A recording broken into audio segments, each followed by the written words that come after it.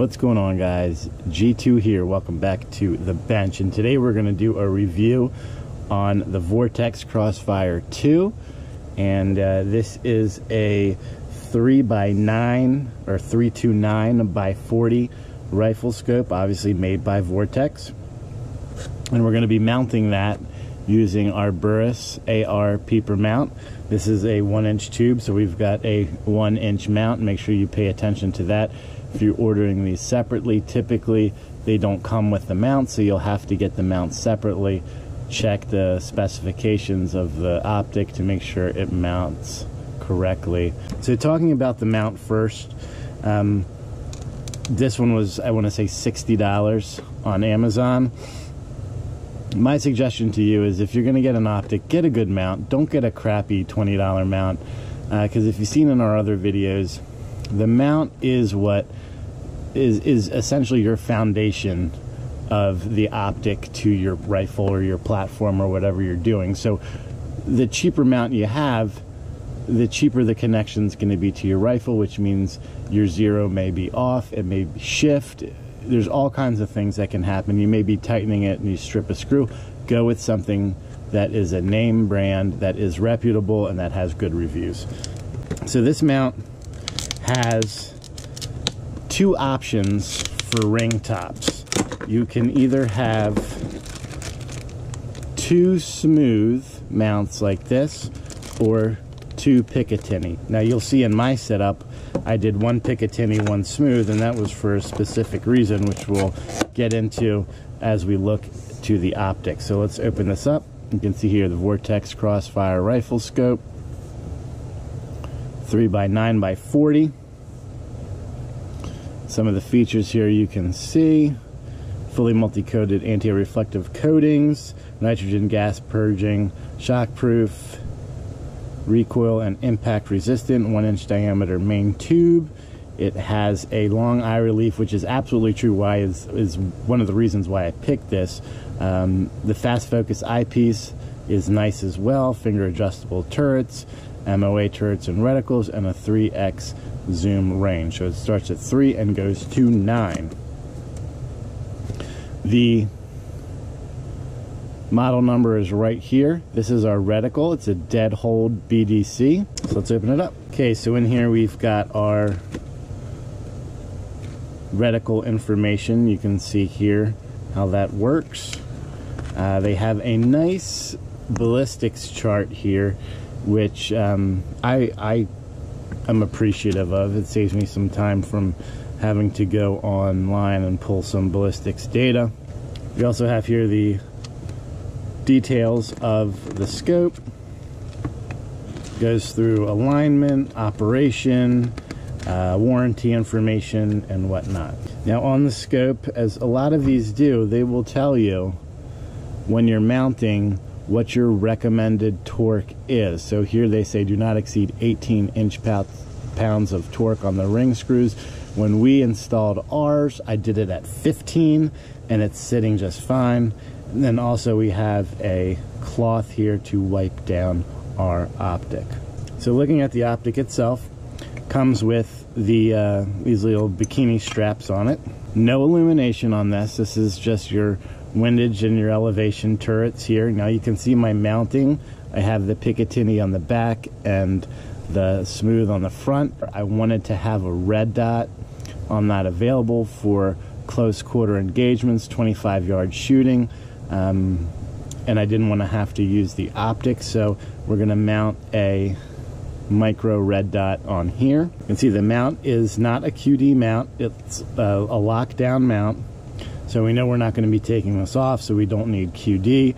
The mount has 3 screws per side, so you get a really nice solid mechanical bond here when you're attaching everything together. We used Loctite on all these, and as the instructions specified, torqued every screw down to a maximum of 18 inch-pounds. We did 15. So the turrets here, your standard, they go 1 to 14 MOA on your turrets. Each click is a 1/4 MOA, which is designated by, you can see, 1, 2, 3, 4, and we're at 1, 1, 2, 3, 4, and we're at 2. So every click is a 1/4 inch movement at 100 yards. It also has the turret reset feature here. So for those of you who don't know, let's imagine that when we zeroed, our elevation was at 3 and we're all zeroed and good to go. What we would do is come back, we would loosen up this screw here. So with this screw loosened, you take this top part off of the turret, you place your 0 back over your hash, and you tighten this back down, and then you can see when you get to your whatever yardage you're zeroing it, you know where your 0 is. So if you're ever in the field and you need to make adjustments, you can make those adjustments and easily revert back to your natural 100 yard, 50 yard, 200 yard 0, whatever it is that you originally did, and have no issues with that. The windage turret has the branded Vortex cap on it, and again, 1/4 inch MOAs on this as well. So looking to the front of the Optic here, you have a 3, which is our starting point, and then we go all the way up to 9, which is our max magnification.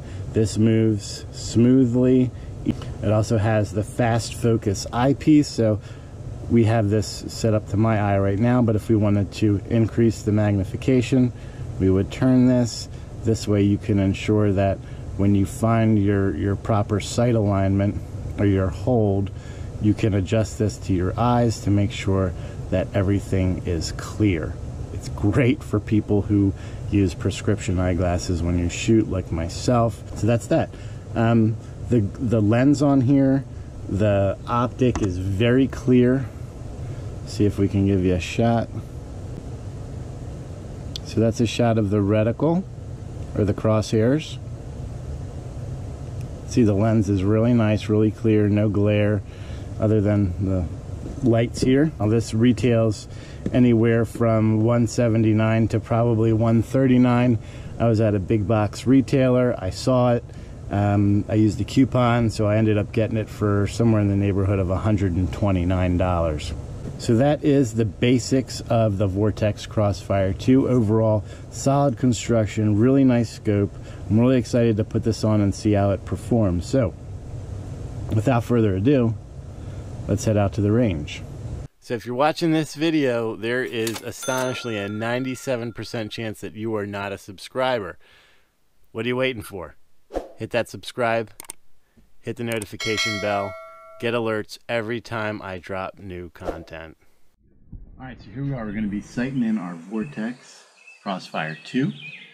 We just put 3 down range on paper, and they held a great 0. They were within the size of a nickel, using Wolf 762 by 39, 123 grain, full metal jacket, steel cased ammo. The picture on this is nice and clear. As always, when we're sighting in, we do it at max magnification, and we're going to make our adjustments, send 3 more down, and see if we can't get a little bit closer. But overall, it's shooting pretty good, and it's holding up to the recoil of this AR-47 build, which is great. So we just hit our 3. We went through 4 rounds of 3 to sight in our Vortex, and we'll see how we did. So here's our performance with our Vortex. Here's our first 3, first round of 3, second round of 3, not great. Our third round of 3 put us right here. 1, 2, 3. And we moved up another one. 1, 2, 3. And then we moved up a third time. 1, 2. And then I pulled that one. So this one right here, we zeroed. We're at 50 yards right now. I'm going for a 25-yard 0, which should give me an effective range anywhere from 25 yards to 188. So when you're doing that, so you want a 25-yard 0 on a 50-yard target, mark your 50 yard. You're aiming here, you should be hitting here at 50, and vice versa. So it's a way to do it if you didn't have access to a 50-yard target or a 25-yard target. I did, but I wanted to try something different. So that's how you would do this.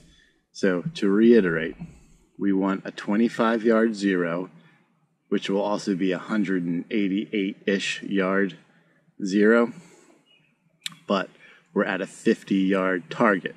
So we're aiming center. According to ballistics calculations, 50 yards should hit 2 inches high. So if we're aiming here and we're hitting here, we'll know that we're zeroed at 25.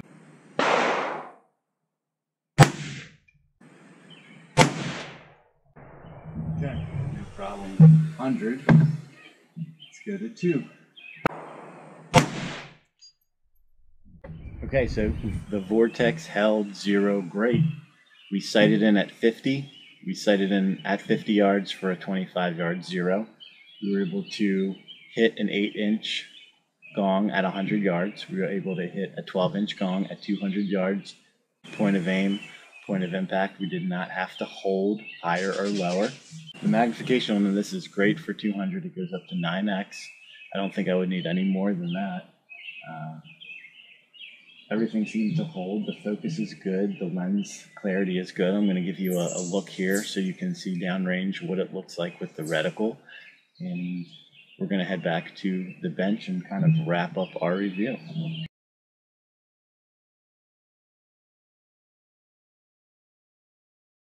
So welcome back to the bench. We are back after our range shoot.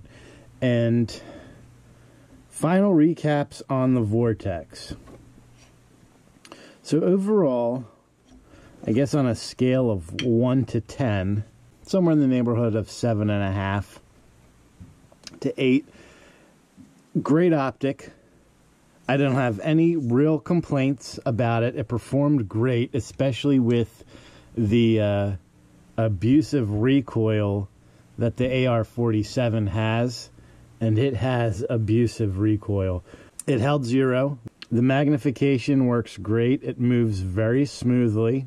The turrets move in quarter increment MOA clicks. So it's very easy to navigate sighting in with that.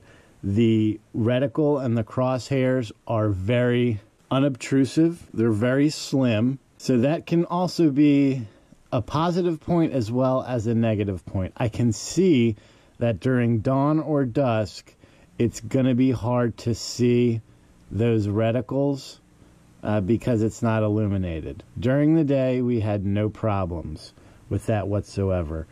That, for me, is kind of the one drawback to this. It doesn't have an illuminated reticle. So if that doesn't matter to you, it's a great option for the price. Again, I'm not going to complain. The price point was 100 and I can't, whatever at this point, 140, 130, somewhere around there. All in all, I would recommend this to you if you're looking for a budget optic for your 223556 all the way up to, I would say, 308. If it can handle this, it's going to be able to handle a 308 no problem. So with that being said, I'd like to hear your comments below. What do you think? What would you rate this at based on the information that I've given you? And I look forward to reading your comments and replying back to you as well. So until next time, make sure that you're practicing safe weapons handling at all times and treating every weapon as if it was loaded.